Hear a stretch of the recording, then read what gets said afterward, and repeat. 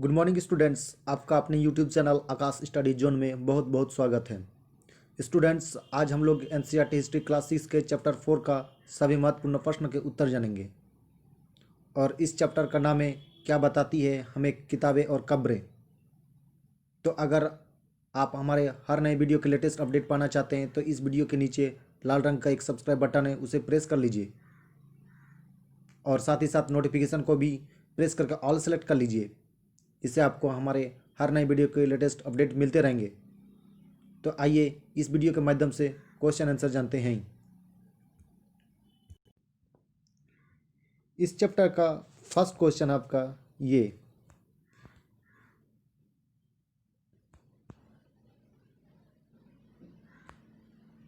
निम्नलिखित को सुमेल करो।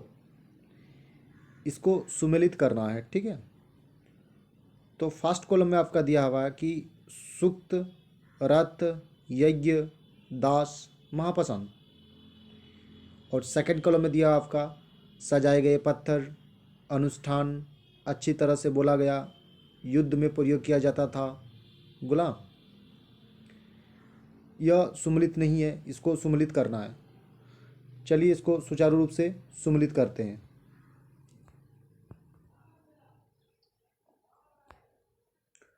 सूक्त को सुमेलित करते हैं अच्छी तरह से बोला गया, यानी सूक्त का मतलब ही होता है अच्छी तरह से बोला गया, ठीक। रथ को सुमेलित किया जाता है युद्ध में प्रयोग किया जाता था, यानी रथ का प्रयोग युद्ध में ही किया जाता था। यज्ञ, यज्ञ को सुमेलित करते हैं अनुष्ठान से। अनुष्ठान मतलब होता है पूजा, यानी यज्ञ भी एक पूजा ही है। दास, दास को सुमेलित करते हैं गुलाम से। और महापाषाण को सुमेलित करते हैं सजाए गए पत्थर से, ठीक है। चलिए नेक्स्ट क्वेश्चन की ओर देखते हैं। नेक्स्ट क्वेश्चन रहा आपका ये, वाक्य को पूरा करो। इसमें 2 नंबर में कोई वाक्य दिया गया है और उसको पूरा करना है, जो ये अधूरा है। तो फर्स्ट है कि आपका कौन नंबर में डैश के लिए दासों का इस्तेमाल किया जाता था, यानी किस लिए दासों का इस्तेमाल किया जाता था। तो चलिए इसका आंसर देखते हैं। जो भी काम मालिक चाहते थे उन्हें करने के लिए दासों का इस्तेमाल किया जाता था, यानी जो दास थे वो मालिक का गुलाम थे। वह क्या करते थे, मालिक जो भी काम बोलते थे दास उसे करना ही पड़ता था। तो जो हरा रंग का वर्ड्स हैं वह रिक्त स्थान में भरे जाएंगे।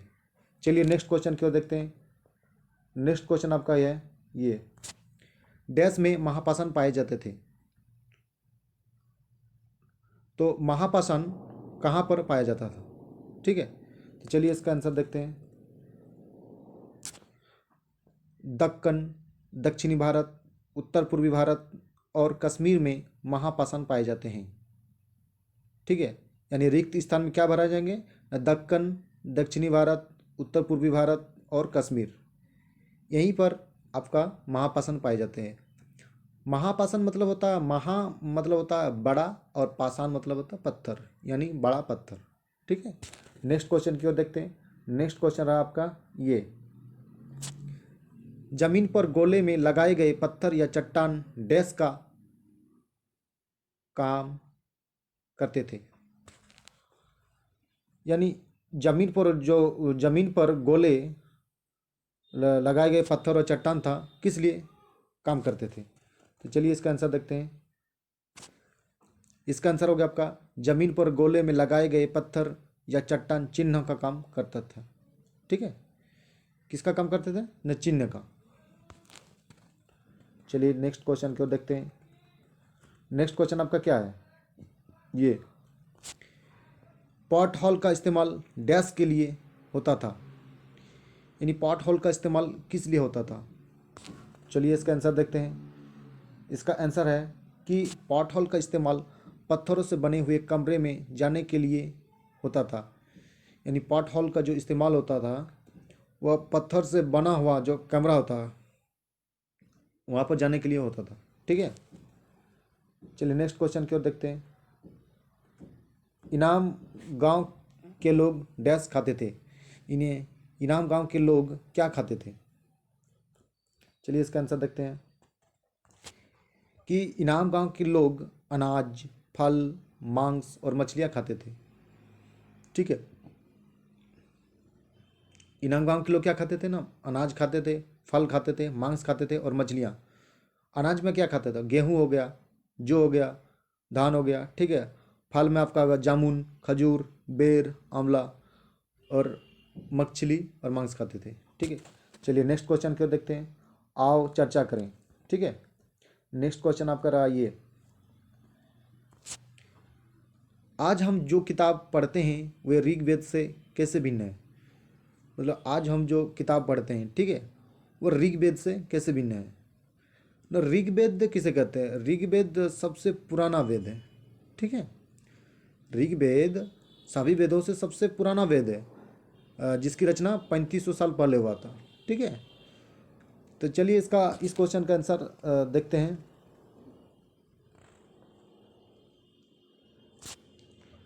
आज हम जो किताब पढ़ते हैं वे लिखी और छपी गई है, जबकि ऋग्वेद का उच्चारण और श्रवण किया जाता था, ना कि पढ़ा जाता था। इसकी रचना के कई सदियों बाद इसे पहली बार लिखा गया था और इसे छापने का काम तो मुश्किल से 2 साल पहले हुआ। यानी जो आज हम लोग पढ़ते हैं वो क्या लिखा हुआ या छपा हुआ होता है, जबकि ऋग्वेद के समय क्या होता था, वह उच्चारण और श्रवण किया जाता था, न कि पढ़ा जाता था। उच्चारण और श्रावण मतलब क्या था? उच्चारण मतलब हो गया कोई भी शब्द या वाक्य को सही ढंग से बोलना, और श्रावण का अर्थ हो गया आपका उसे सुनना। ठीक है, और जो ये आपका ऋग्वेद है, इसे कई सौ साल पहले लिखा गया और मुश्किल से 200 साल पहले इसे छपा गया। ठीक है, चलिए नेक्स्ट क्वेश्चन को देखते हैं। नेक्स्ट क्वेश्चन है आपका ये, पुरातत्वविद में कब्रों में दफनाए गए लोगों के बीच सामाजिक अंतर का पता कैसे लगाते हैं? यानी जो कब्र था, ठीक है, वहाँ पर लोग जो मरा हुआ था, यानी मुर्दों के कब्र से ही पुरातत्वविद ने कैसे पता लगा लिया सामाजिक का अंतर? ठीक है, तो चलिए इस क्वेश्चन का आंसर देखते हैं। इसका आंसर ये आपका कि पुरातत्वविद कब्रों में दफनाए गए लोगों के साथ रखी वस्तुओं और कब्र के आकार के आधार पर सामाजिक अंतर का पता लगाते हैं। कभी कभी एक कब्र की तुलना में दूसरी कब्र में ज़्यादा चीज़ें मिलते हैं। इसके अलावा दोनों की कब्रों के आकार में अंतर मिलता है। यह स्थिति कब्रों में दफनाए गए लोगों के सामाजिक स्थिति को भिन्नता को दर्शाते हैं। इसका बोलने का तात्पर्य यह है कि कब्रों में जो दफनाए गए लोग थे और उसके साथ जो रखी गई वस्तुएं थे, ठीक है, और कब्र के आकार के आधार के साथ ही समाज का अंतर कर पाते थे। ठीक है, और इसमें यह भी देखा गया कि एक कब्र से दूसरा कब्र कोई छोटा रहता था, कोई बड़ा होता था। किसी कब्र में बहुत ज़्यादा सामान पाए जाते थे, किसी कब्र में बहुत कम सामान पाए जाते थे। तो ये सब स्थिति देखकर कि कब्रों में दफनाए गए लोगों के जो बीच है सामाजिक स्थिति में भिन्नता को दर्शाया जाता था। ठीक है, चलिए नेक्स्ट क्वेश्चन क्यों देखते हैं। नेक्स्ट क्वेश्चन रहा आपका ये, एक राजा का जीवन दास या दासी के जीवन से कैसे भिन्न होता था? यानी एक जो राजा का जीवन है और एक दास दासी का जीवन से कैसे भिन्न है? तो चलिए इसका आंसर देखते हैं कि एक राजा का जीवन स्वतंत्र होता था, वह अपनी मर्जी का मालिक होता था। वही दूसरी तरफ दास या दासी को राजा की आज्ञा पालन करना पड़ता था। उन्हें युद्ध में बंदी बनाया जाता था और दास या दासी को उनके मालिक की जायदाद माना जाता था। जो भी काम मालिक चाहते थे उन्हें वह सब कुछ करना पड़ता था। यानी एक राजा का जीवन जो होता था ना, एक स्वतंत्र होता था, वो अपनी मर्जी का मालिक होता था, वो जो मन सो करता था। ठीक है। और दूसरी शब्द जो दास या दासी हो गया, यानी दास यानी पुरुष हो गया, दासी यानी स्त्री हो गया। ठीक है। वो हमेशा क्या करते थे, नर आज्ञा का पालन करते थे। और यह दास या दासी को बंदी बनाकर लाया जाता था। ठीक है। और वह मालिक का जायदाद माना जाता था। ठीक है। और जो भी मालिक चाहते थे, दास या दासी को सब कुछ करना पड़ता था। ठीक है। इस बात से पता चलता है कि एक राजा और जीवन और दास दासी का जीवन कैसे भिन्न है। चलिए नेक्स्ट क्वेश्चन क्यों देखते हैं। नेक्स्ट क्वेश्चन आपका ये रहा,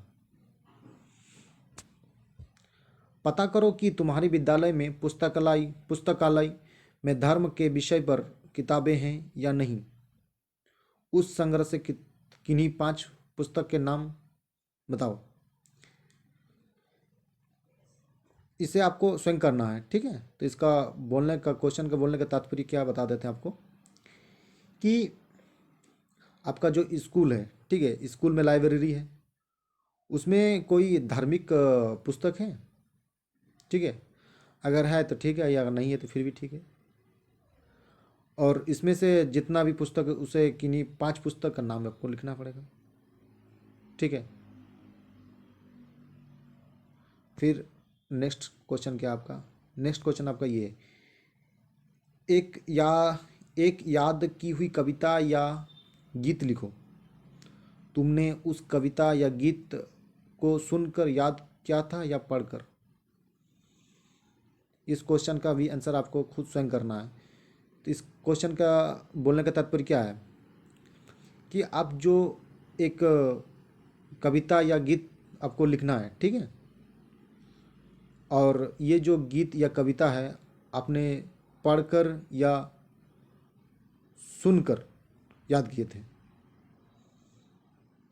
चलिए नेक्स्ट क्वेश्चन क्यों देखते हैं।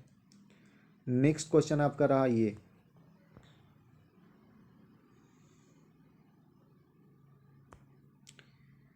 ऋग्वेद में लोगों का वर्गीकरण उनके कार्य या उनकी भाषा के आधार पर किया जाता था। नीचे की तालिका में तुम 6 परिचित लोगों के नाम भरो। इनमें 3 पुरुष और 3 महिला होने चाहिए। प्रत्येक का पैसा और भाषा लिखो। क्या तुम उस विवरण में कुछ और जोड़ना चाहोगी।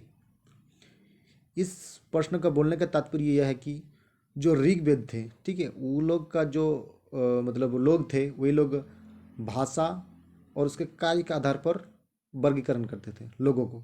ठीक है। और जो आज का जीवन है, ठीक है, इसमें आपको क्या बोला कि क्वेश्चन में, कि इसमें आपको 6 गो मेंबर का नाम लिखना पड़ेगा जिसमें आप परिचित होंगे। ठीक है। इसमें से 3 महिला होना चाहिए और 3 पुरुष होना चाहिए। और वह क्या पैसा यानी कौन कार्य करते हैं, उसका भाषा क्या है। ठीक है। और एक एक्स्ट्रा आप कुछ लिख सकते हैं लास्ट कॉलम में। आप धर्म भी लिख सकते हैं कि वो कौन सा धर्म में बिलोंग करते हैं, कौन सा धर्म में आते हैं। तो फर्स्ट कॉलम में आपको लिखना पड़ेगा नाम। ठीक है। सेकंड कॉलम में आपको लिखना पड़ेगा उसका कार्य यानी पैसा। थर्ड कॉलम में लिखना पड़ेगा आपका भाषा। अब फोर्थ कॉलम में ऊपर में लिखना पड़ेगा आपको, क्या लिखना पड़ेगा, कि धर्म यानी कौन सा धर्म से बिलोंग करते हैं। तो नाम में आप लिख दिए राम, श्याम, मोहन, 3 गो आपका हो गया नाम पुरुष में। और स्त्री में सीता, गीता, रीता। ठीक है। और इसमें क्या लिखने बोले थे आपको, कार्य। ठीक है, यानी पैसा। तो कोई नौकरी करते हैं, कोई व्यापार करते हैं, कोई पढ़ते हैं। ठीक है। इसको ऐसे तरह से लिखना होगा। फिर थर्ड में क्या लिखना पड़ेगा आपको, जिसमें आपको भाषा, तो भाषा में क्या लिख सकते हैं आप, कोई भाषा हिंदी, उर्दू, इंग्लिश। ठीक है। और बंगाली, ये आपको भाषा में लिखना पड़ेगा। अब फिर फोर्थ कॉलम में आपको क्या है, फोर्थ कॉलम में आपको लिखना है धर्म, कौन सा कोई धर्म है, तो कोई हिंदू धर्म है, कोई ईसाई धर्म, कोई इस्लाम धर्म, कोई सिख धर्म। तो इस तरह से आपको लिखना पड़ेगा।